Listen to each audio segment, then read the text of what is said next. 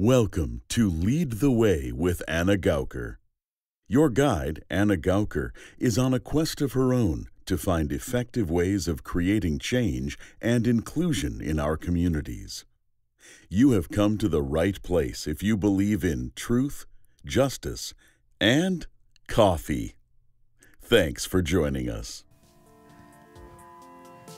Hello, this is Lead the Way, and I'm Anna Gauker. This is a very special episode as we have a chance to learn from two individuals who share their perspectives around organizing and the Black Lives Matter movement. Up first is Dwight D.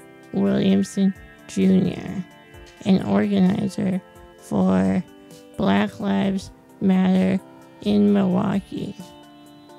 Take a listen to what he has to say about teamwork, leadership, and the challenges that our communities are facing today. Well, thank you so much for joining us today. I really appreciate you taking the time. Certainly, these conversations are important. Yeah, can you tell me a little bit about how you got involved with Black Lives Matter? Certainly. So we can start back a little bit about how I got into community organizing. And that was back in 2004. I was a member of the Public Allies, AmeriCorps program. And that kind of led me towards food justice work and healthy food access work. And my work stayed in the arena of public health, probably till about 2010, 2011, where I started to move my work into economic justice. So from probably about 2011 until now, I've been working quite purposefully on drafting economic policy and trying to come up with plans for revitalizing some neighborhoods in the Milwaukee area that may be subject to gentrification in the next few years, right? So organized under a few facets, and then the protests bubbled up a few weeks ago, and I just got involved to basically be another set of eyes out there to help keep kids safe while they do their marching and their protesting. And my role in the Black Lives Matter movement has been fluid ever since. Yeah, can you tell me more about your involvement with the movement right now and the current demonstrations? Certainly. So the demonstrations are really organic. There are a few different groups who are leading those demonstrations, not technically being led by the Black Lives Matter Milwaukee office. But we, again, are just kind of supporting those groups, trying to figure out exactly what types of demands and policy changes those groups are looking for, and playing that background role in writing those policies. For the Milwaukee movement specifically, what are the policy changes that you're asking for? So one of the big things in regards to policy changes that are being asked for in Milwaukee, one is for Milwaukee Public Schools to end their contract with the Milwaukee Police Department. That seems to be a big ask at this point. So basically, other areas of policy change that we're looking for from the police department is demilitarization, and then also reallocation of some of those funds. Currently, I believe 47% of the city of Milwaukee budget goes towards the Milwaukee Police Department, and we do believe that that is an inefficient use of those funds. Right, and you said before that it's a variety of groups coming together to organize demonstrations and get the message out. Mm-hmm. How does that work exactly? Do you have regular conference calls, or what's that process like? Right. So in regards to the marches, it's basically just happening organically through social media. Facebook, Instagram, Snapchat is basically how all of those marches are being communicated. Some marches are a little bit more on the grid and are promoted through marketing, 3-4 days ahead of time. But the organic marches, those are basically being organized day by day. And I think purposefully because they don't necessarily want people to know the planned route. So how do people know where to be and when and get everyone connected? That sounds like quite a challenge. Yes. So for folks who are trying to find where the marches are taking place and when they're happening, certainly has been a challenge. I've personally been directing people to 2 different Facebook pages. One, the new Milwaukee. That Facebook page is updated daily with marches. And then there's also a page called Milwaukee Marches where updates can be found as well.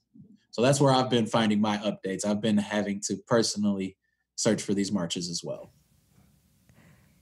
Is there like a committee of people who kind of do the majority of the organizing?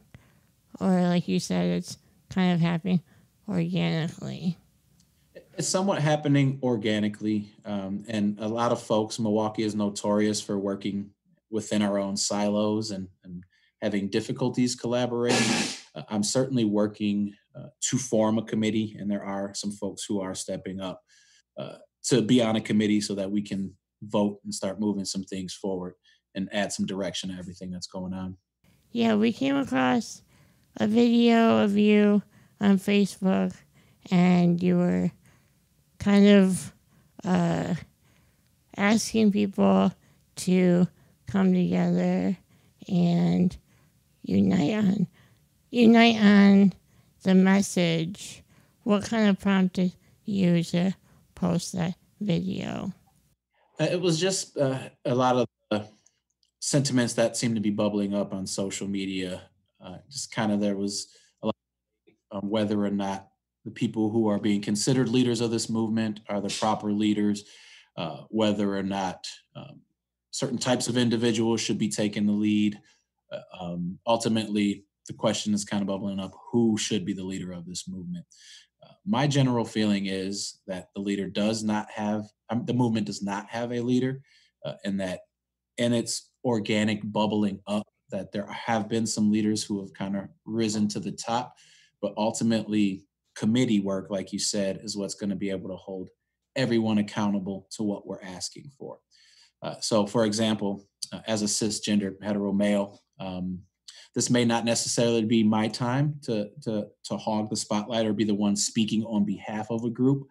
So we are certainly trying to identify diverse individuals to come to the table so that all voices are recognized. What was the response to your video?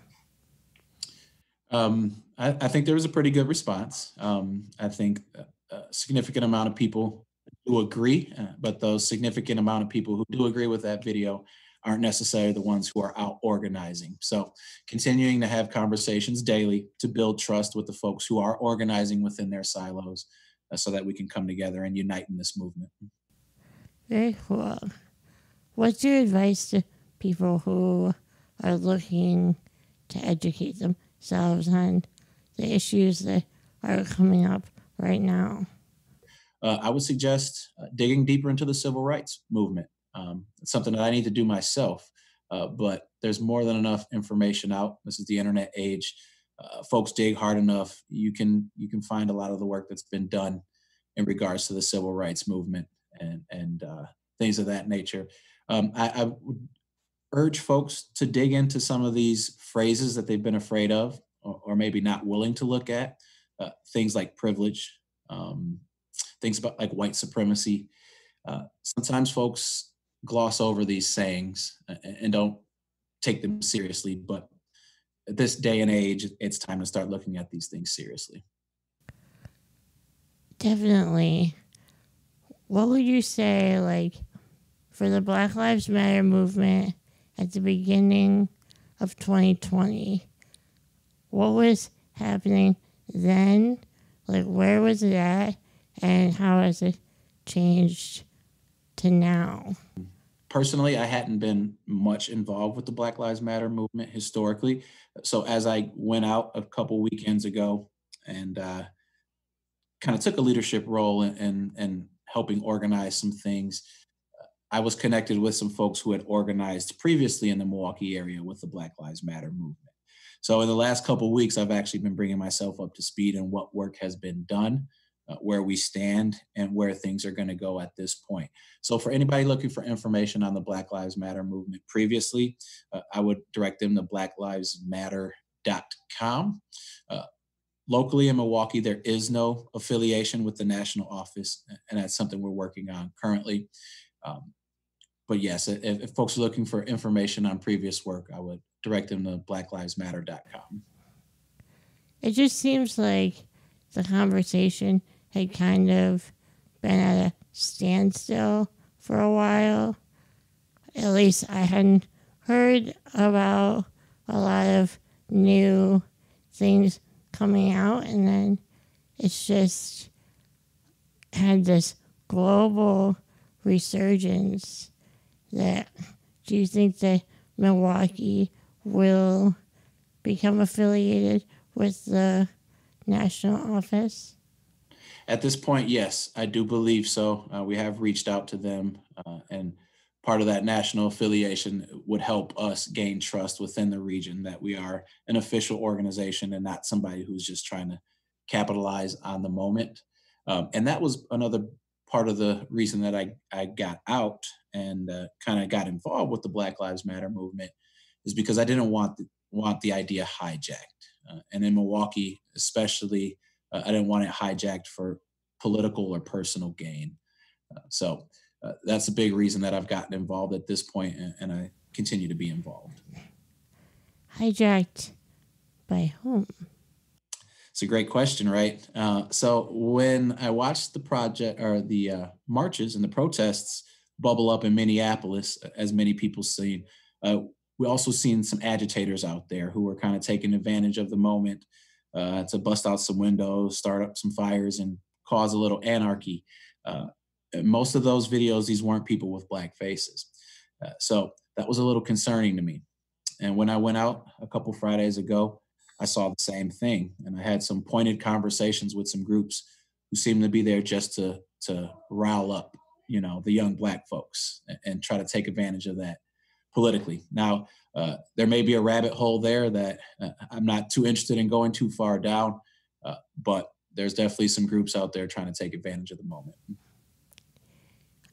And you found other people who also had the same idea of like stepping out and making sure the message got across. Certainly. Mm-hmm. So we've got a few groups in Milwaukee here who are now currently organizing around this. We've got the young people who are fed up with systemic racism, and that's ultimately the enemy here, systemic racism. And we've got young people who are out and they're vocal, and they plan on being vocal until they don't have to be vocal anymore. That's one group. We've got another group of local organizers who are passionate Milwaukeeans, many of color, some not of color, who have been organizing and doing the good work in many facets throughout the years. And then again, I think there's a third group of individuals who are trying to take advantage of the moment for political gain. So those are the three groups of individuals we have out in the field at this time. Do you think the movement was ready to be injected with so much energy so abruptly? Yes, right? As if we're not ready, we have to be. So we have no choice but to be ready. The first week there was a lot of energy, a lot of excitement, and I'm not sure how much group work you've been involved with in your day, but you know that group dynamic falls apart at one point, and there's a little bit of chaos. So that's what we've been dealing with over the last week. But as that chaos goes and things fall apart, then we're able to reconstruct correctly, right? So we threw everything together, lots of good stuff was happening, and then kind of fell apart because there was no long-term plan or there was no true structure to what was going on. So we've run across some barriers. We've identified some of those barriers, but now we are reorganizing, and we're really going to be able to move some outcomes forward. What was the thought process on how to remedy those barriers? I don't think there really was time for a thought process. So everyone who is organizing, we're just kicking in that muscle memory, right? So we all know our best practices to organizing. Sometimes we go away from those best practices, but the professional organizers, it's just our muscle memories kicking in, and we're using as many best practices as possible. What are the best practices? Well, one being parliamentary rules, Robert's Rule of Order. When it's time to get some goals met and you want to start putting a timeline together to get true input and to get true buy-in, it's a numbers game, right? So you have to get people to the table, you have to have conversations, and you have to decide, you have to make decisions, whether you agree with them or not, agree on a path forward, and then commit to that path. How do you effectively communicate to people who are opposing your policy plans? I don't know that I've really run across anyone that's opposing what we plan on doing at this point. And just to go over a few of the buckets that we are currently organizing under, first and foremost, we're looking to amplify stories of systemic racism. And people are all for it. People have stories that they want to tell. And anybody who doesn't believe those stories, they're not really stepping up at this point saying that that's not something that we should be doing. Another thing that we are supporting is, and this is strictly support, is the restructuring of the Department of Justice and its subsidiaries, right? So what does that look like? That's not my lane. There have been quite a few organizations drafting policy for criminal justice reform. We're just here to support that. Now, as we start supporting that, there's certainly going to be pushback.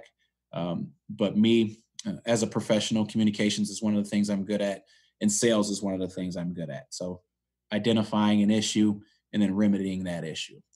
So that isn't a barrier we've reached at this point, but time will tell.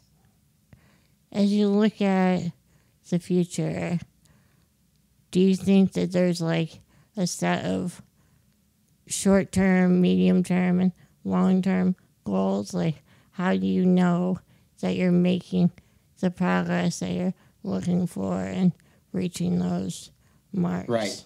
That's a great question. So 2 weeks in here, again, a movement that has no technical leader coming together and establishing that work plan has been somewhat of a challenge, but we are only 2 weeks in. So we've got our buckets, and we're continuing to work to get community buy-in and to get community input, but certainly plan on seeing work plans with timelines within the next couple of weeks here. And you're really operating on events, marches. What about other outreach? Are you actively inviting people in that you haven't seen at the events before, or how is that happening? So in regards to the marches, I have not personally been involved with any planning at this point. There have been a lot of folks reaching out to us from other regions who certainly want to get involved. My goal is to get some marches scheduled here in the next couple of weeks that are focusing on some of our target areas. So economic justice being one of them that I've left out, but we certainly want to bring some folks together and make a statement in regards to economic justice. So those are all things that are in the works at this time. Well, thank you so much for being with us. Certainly. Thanks for reaching out. Really excited to see all the progress that you guys are going to make. Thank you so much to Dwight D. Williamson Jr. Next, I speak with Angela Lang of BLOC, or Black Leaders of Our Communities. a nonprofit organization working to ensure a high quality of life for members of the Black community in Milwaukee and throughout Wisconsin. I loved speaking with her so much, and I hope you get as much out of our conversation as I did. Well, thank you so much for being with us. Yeah, thanks for the invite. Always glad to talk to everybody about what's going on and being able to just have a conversation and dialogue in this moment. So thanks for reaching out. I'm glad that it worked out. Yeah. Can you start by telling me a bit about your background?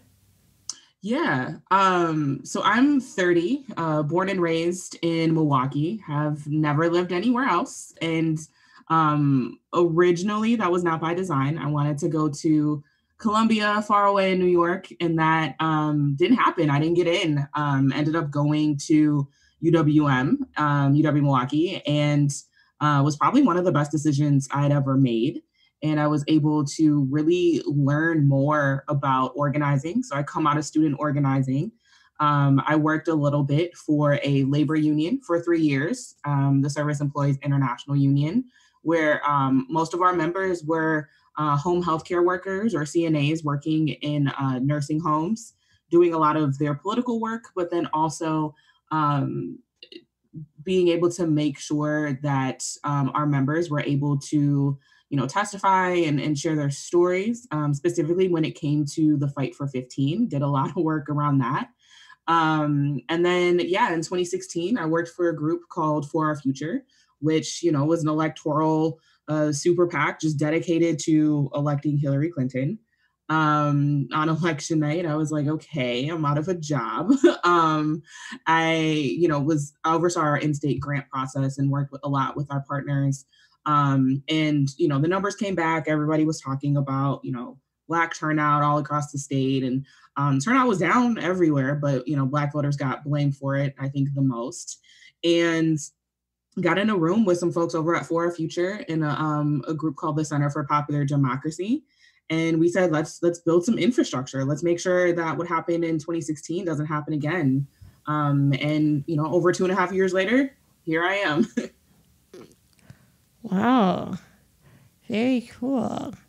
How did you know that you had a passion for leadership and organizing? Yeah, I think I'd always been one of the more outspoken people in my classes, like in middle school and high school, and started to get a little bit involved in, like, I was a nerd in high school. I was in band. I was in the National Honor Society. And I really got connected to the ACLU. That was the first organization I'd ever gotten involved with. And I think for me, I was raised by a single mom who was white, trying to figure out how to raise this Black child on her own.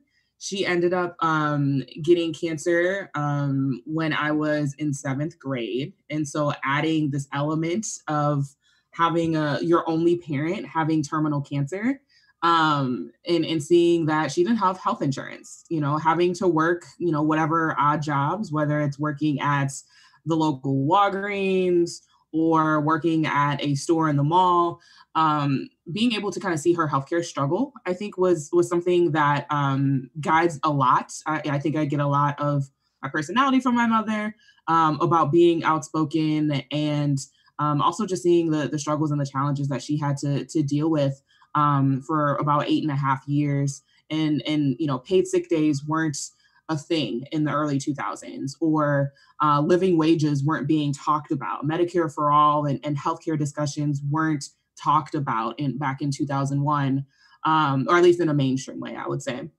And so I think just seeing the struggles of what she had to go through, I think was like the foundation of it. And then going to UWM, seeing some issues on campus, starting to get connected to more and more groups. And it's interesting, my relationship to organizing, I didn't think I was organizing. I didn't know what organizing was but I was the person on campus like organizing the protests and the rallies and like, let's go to, let's pay the chancellor a visit. I was definitely doing some of that, but didn't know it had a name, didn't know it had, you know, a whole thinking and basis for it. It was, I think some of it was personality, and I think some of it was just being compelled to just not sit on the sidelines and to really advocate for things that were directly impacting me, and then making sure that we were able to amplify, you know, some of the voices that weren't able to be in those rooms too. When you are in that space of organizing, there's obviously a lot of cooperation that goes into it, collaboration, teamwork, rallying people and making sure that groups are on the same page. I don't know the best way to phrase this, but like, what's the secret to dealing with people? I wish I knew. I really do. I like this question. I think, you know, even thinking about the current events we're in now and the local uprisings and the organizing that's happening around it, I think there's so many people that want to do so many different things. Exactly. And it's great to see new people step into that fold. And I don't know, I think the biggest thing is being able to just like have a relationship with someone and really trying to understand their interests, their agenda, and not in a bad way. I don't think people need to have like a bad agenda, but trying to really figure out what drives them. I appreciate you asking, you know, from the opening of just my background, because that's what I try to do as well, of like, what is the moment or what are the series of events that led you to be here, to want to show up in this way, the way you walk through the world, the way you, your lived experience. I think all of that allows you to understand someone. And relationships aren't perfect, and especially when in really high tense times where everyone may have a different path that they want to go down in different direction of a solution. But I think if you are able just to have a basic one-on-one understanding, and not everybody needs to get along, I always try to emphasize that, but if there's a general understanding and a general respect of someone, then I think we're able to not take everything so personal, not to take decisions that are made personal, not to feel that everything is kind of about us, and being able to just take a step back and say, okay, this person is really driven by this, or, you know, I know that this happened in their past and this may trigger them and this is why they're acting this way. And coming from a place of empathy and not just saying, I disagree with you, I'm just going to like take my ball and go home now. I think some people absolutely do that. But I think being able just to see what's in people's hearts, that sounds kind of corny, but like seeing what's in people's hearts, to know that, oh, this person reacted a certain way. Maybe they're just having a bad day. And like, I'm not going to take that personal and I'm going to find a different way to communicate with them. I think what I've learned is there's no one size fits all method of communication. The way I communicate with one staff member is going to be very different from how I communicate with another staff member, from different friends. I think everybody has different ways to get through to someone and to really try to understand them. And I think understanding that it may take a couple tries to find that particular way to get your point across to that person, and to really understand their method of communication, and understanding if you all are aligned on the most basic level, there's going to be disagreements, but not taking it so personally, and that we understand where each other is coming from. I don't know if it's the secret. It's something that I try to do. It's also very difficult too, because I think there's always, you know, you add in all these layers of, you know, identity and oppression and white supremacy and all these things that are happening that are very personal and emotional for us. And sometimes our emotions manifest in ways that other people may not understand how to communicate with. But I just do my best to try and figure out where someone's coming from, and finding a way to communicate effectively with them. But with what's happening right now, and like you said, there's so many more people becoming involved, maybe more people than you know already. And how does that all happen? It sounds like such a complex process with such a fast-moving situation. Yeah, I think that sums it up. I think that's kind of the nature of organizing too. I think there's so many times that organizers have shown up in a way that's responding to crises. And I think we're seeing those moments now, not just with the uprisings, but COVID is still a thing. Like, we're still living in a global pandemic. People are forgetting that at this point. And I think, doing the best to try and at least understand what's going on in different circles. And I don't want to say like managing it, because you don't want to manage it. It's just going to do its thing. But having, enough relationships to know what is happening. So at BLOC specifically, we are not the leaders of any protests. We fully support all the protesters. But we had to really think about what is our lane and how do we show up in this moment as an organization. And we thought that was best served on the policy angle and on the demands and building off some of the work that we had done in the fall with some partners. But, our team and there are folks on our staff that are connected to the protesters and to other people that know the protesters. So we know what's happening there. There's other like business folks that are interested in trying to be better, for lack of a better sense. And I was invited to a call last night. I don't know if like necessarily I fit in that space, but I know what's going on there. And I think I think of this moment right now as just like a bunch of Venn diagrams. There's all these different pockets of people that are stepping up to organize mutual aid, to organize bail funds, to organize protests. There's so many different layers and elements and components of what people are organizing around. And I think being able to just stay as like connected as possible, not as like I'm going to try and control it, but just like for informational purposes. Like, I know what's happening over here with the bail fund. I know what's happening here with some other organizations and lifting up their policy demands. I'm in all the Facebook groups, so I see when the marches stop and start and what's happening in real time with the marches. And so I think trying to just stay as connected as possible. And I think sometimes, and it's uncomfortable for me at times, because I like things very clear and oriented. But I think it's okay that things are not centralized at this moment, and that people are taking, their skill sets and what they're able to do in their networks, and they're over here. And as long as people aren't acting in complete isolation, as long as I think there's other individuals, other activists, and other organizations that they're able to, convene with, I think that's great. And if we have a couple different pockets of groups and people, I think that's great. And I think everybody has their own lane that they're trying to figure out in this moment, but also trying to figure out how to support everyone. Naturally, there's always challenges and disagreements, but I think at the end of the day, being able to be surrounded by people who will push you, push each other, push the group, I think is also really important. Will you talk more about how BLOC got started? And then you mentioned your lane right now is policy. How are you kind of owning that lane? Yeah, so BLOC got started in officially in November of 2017. As I kind of mentioned, it was a little bit in response to the 2016 election, and we weren't going to wait for a candidate, an elected official, or a party to engage us. What does it look like to build the infrastructure where people from the community are the ones engaging and educating the community?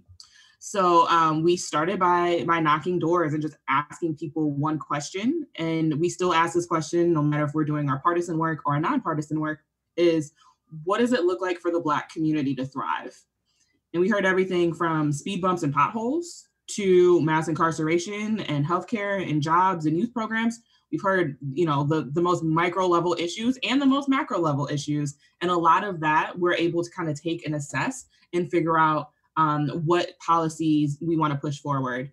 The main thing that we're really involved with, that we, heard feedback from, there were surveys with our partners, was really organizing around the city budget.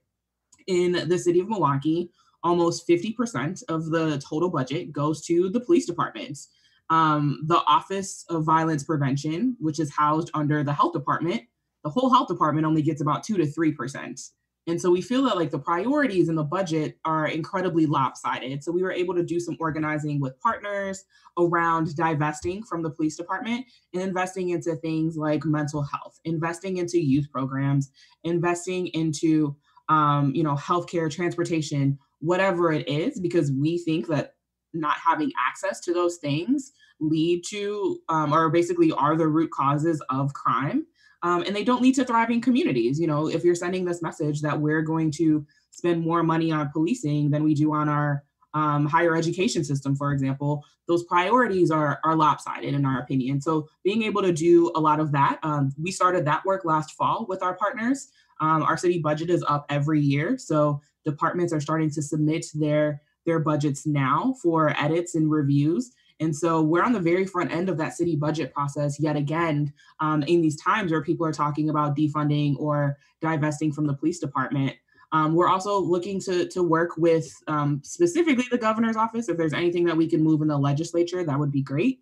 But, really trying to work with the governor's office and trying to figure out like what are long-term proposals and plans around housing and healthcare in these broader systems to make sure that we're continuously putting forth budgets, whether it's on the city level or the statewide level, but really putting forth budgets that lead to investments in communities and specifically communities of color.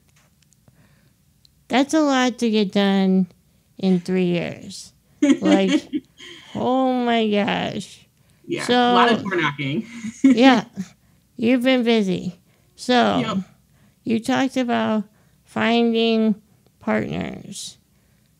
That seems like that was the very first step, right? How did you go about that?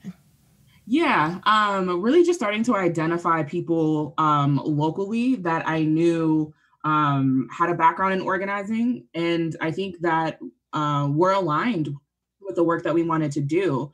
People have been talking about divesting from the police department for years now. It's just now getting mainstream due to the murder of George Floyd. But these conversations have been happening for a while. And I think being able to just identify who is aligned with you and build that way, I think is important. And then also talking to the people who aren't necessarily active, trying to find those people who aren't normally talked to is really, really important for us. I think so many times we're narrowing down who we're talking to. We only talk to the super voters, the people that vote on a regular basis. And it's like, what about the people that like don't care about an election? They don't think that voting is going to do anything. Those are the people that we want to talk to as well, because people need to see that one, that there can be a win when people come together. And two, people need to see that organizing is also a tactic as well. And that just showing up to vote is not going to be the silver bullet. And we're always, we do a lot of door knocking around our endorsed candidates, but we're always honest with our folks and telling people that voting is not going to be the only solution. It is one tactic, and combined with organizing is really when you get that level of accountability. And so, being able to find the people that are kind of already doing the work and say, hey, how can we kind of work together and collaborate? How can we amplify? I'm not just going to come in and take over the work that you've started. Let's try to do something together.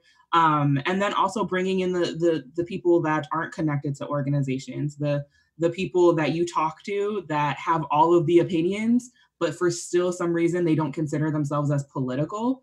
Talk to those people. Everybody has an opinion. Everyone has strong feelings, but not everyone feels that they're political or know how to get involved politically too. How do you find those people?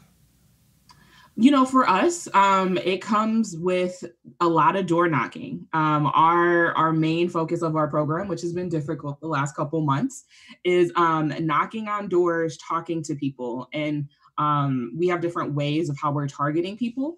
In really busy election years, we, people cut their different universes, so they're not knocking on every door because people don't have enough time and resources to do that. But we layer in the wards that typically don't turn out as much. We layer in those low performing wards, as people call them. We layer in some of the people who haven't voted since the last presidential election and try to talk to them about the local elections. So we do our targeting very specific. But then also in 2019, we were done with elections after April, which was great. It gave us some time to prepare for 2020. But from May to December, we were able to keep a team on and continue to knock those doors. And we weren't targeting anyone. We knocked every single door that we could. We built those relationships. We went back. We had conversations. We've had meetings. There's been community meetings, there's been one-on-one meetings, and then being able to kind of think of this as like a phone tree and having other people tap into their networks who also may not be connected and saying, hey, yeah, me and my cousin talk about this all the time. Maybe I should invite my cousin to this meeting too. So slowly just trying to expand those networks. And then next thing you know, you have an organization where people feel connected to. In a way that maybe they didn't feel connected to in any other organization, and this can be their outlet. You talked before about collaborating with the governor's office and trying to move things through the legislature. What's your level of hope in that situation? That's a good question. I think we're always very mindful of, is there an avenue in the legislature and not putting our eggs in one basket. I think I was just having a conversation with someone else yesterday that I think our politics in Wisconsin are so polarized where we know how the outcomes of legislation before it's even voted on, before the session is even convened. We know, it's going to go down party lines.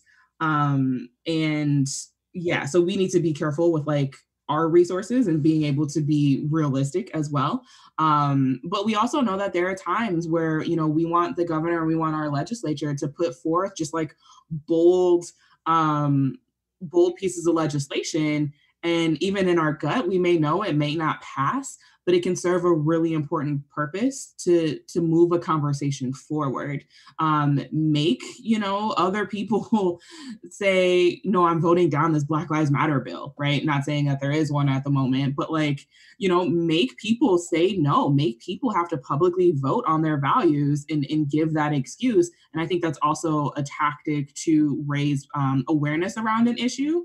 And also to continue a conversation and a dialogue as well. So, we're brainstorming different ideas and different ways. The governor can kind of just act through executive order, but then also thinking about, what does his next budget look like the next time the process rolls around? What is he including in his budget? And same with the mayor and the county executive locally here, being able to work with their offices and say, hey, as you're putting forth these budgets, these are the things that we want to see in them. And we're also going to go to the Common Council and the county board and also try to advocate, and push for those reforms and those policies at those levels too. So I think on one hand, being incredibly realistic, I don't think that there's going to be a strong bipartisan bill that is solving any of these solutions anytime soon. But I think,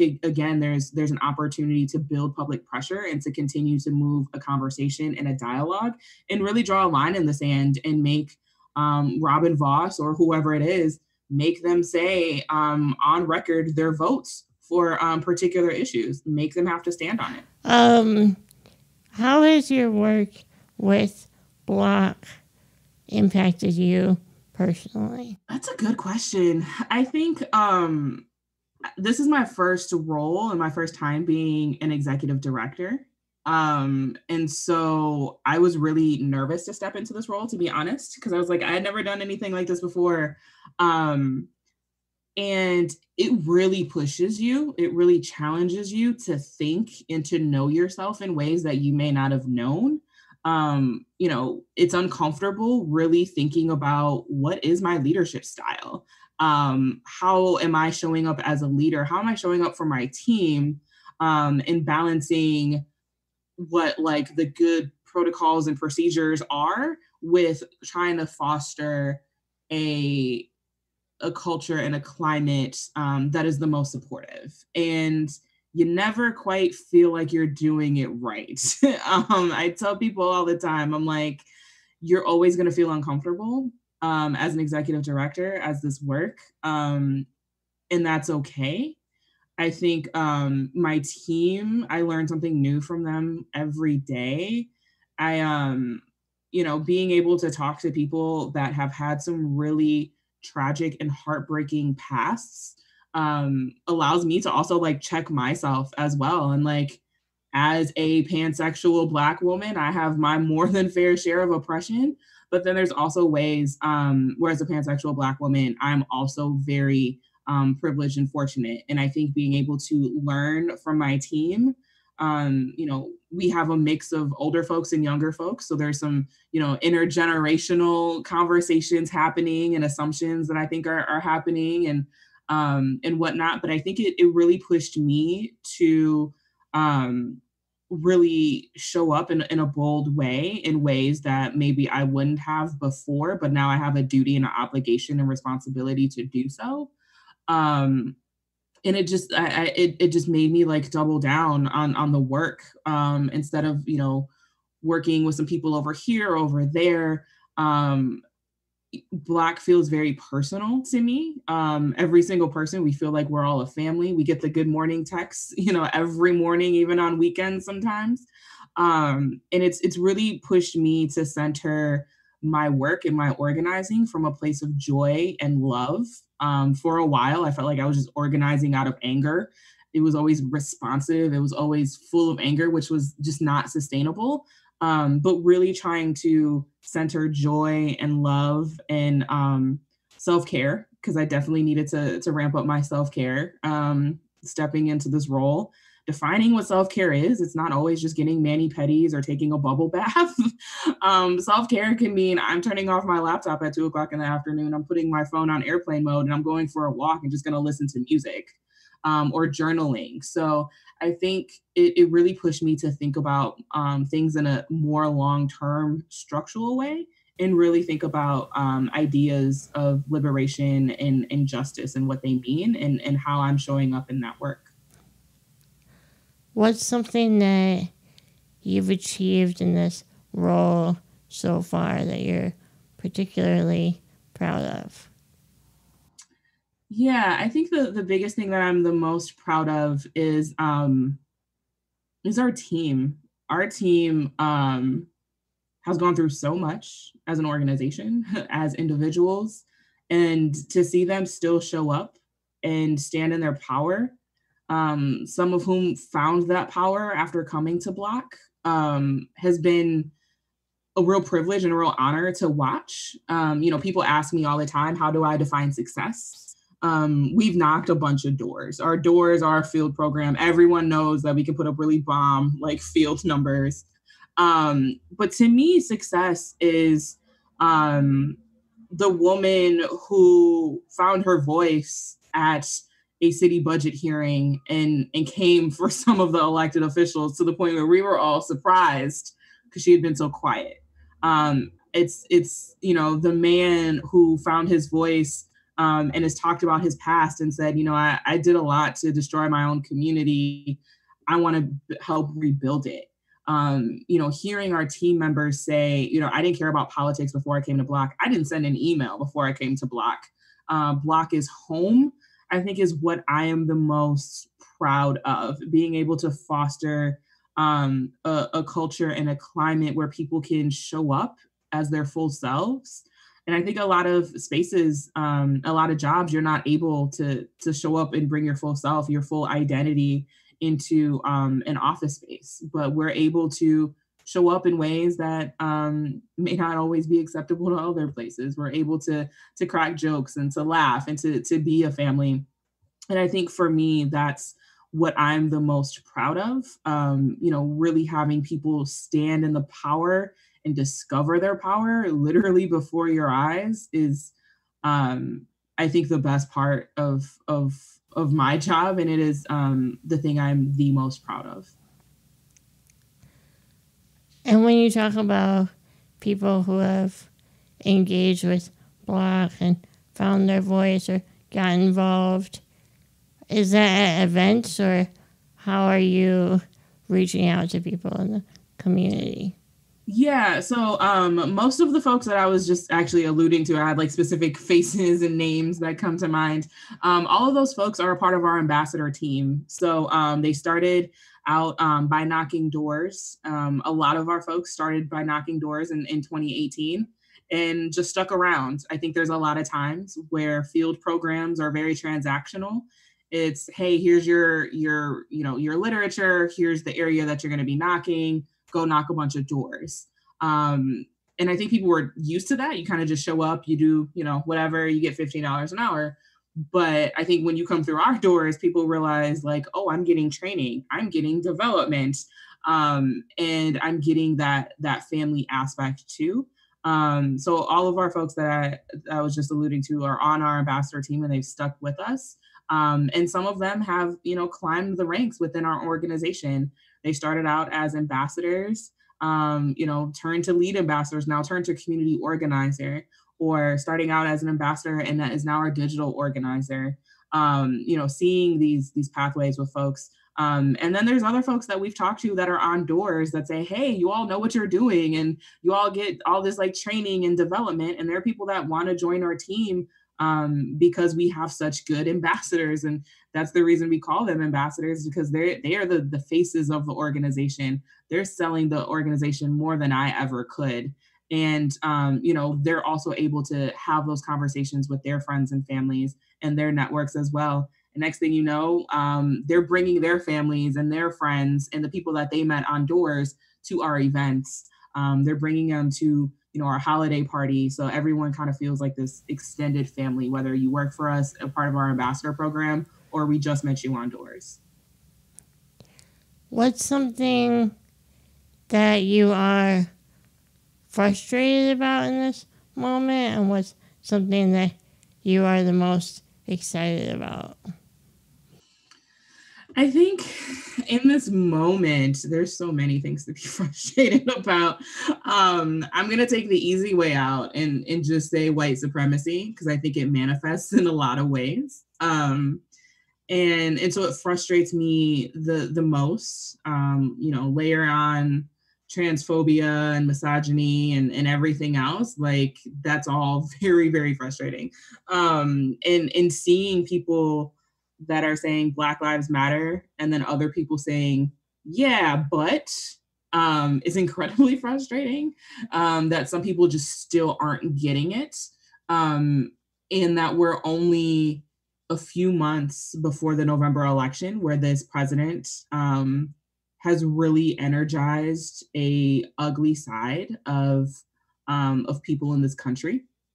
And so all of that is frustrating. It's also just frustrating being in this like uncertain period. We don't know how long these protests are going to continue. We don't know if we're going to get the systemic change that we all want. What does that look like? And so I think also just the uncertainty is also a little annoying and frustrating. It's a little hard to plan. I'm a big planner. I like to plan. So that's all frustrating. I think what I'm hopeful for is, as we've both mentioned, like there's new people getting involved. And I've never seen, one, a global pandemic. And two, I've never seen protests of this size and of this scale and of this nature ever. I was in college when Trayvon Martin was murdered. And there was like a national outcry, but clearly it continued, right? Breonna Taylor, everyone else, Ahmaud Arbery. I think this has been a culmination of, 3 of these incidences in such a short amount of time that the air just feels different. And I'm hoping that this is a moment where we can really create a world that we want to live in, and that we aren't thinking of, oh, well, we've always done it this way, or, oh, safety always meant, law enforcement. Really starting to deconstruct these boxes and these labels and these barriers that we've put up that has actually been impeding our own success. And just think about what is a world and what is a vision and a dream that we want to accomplish.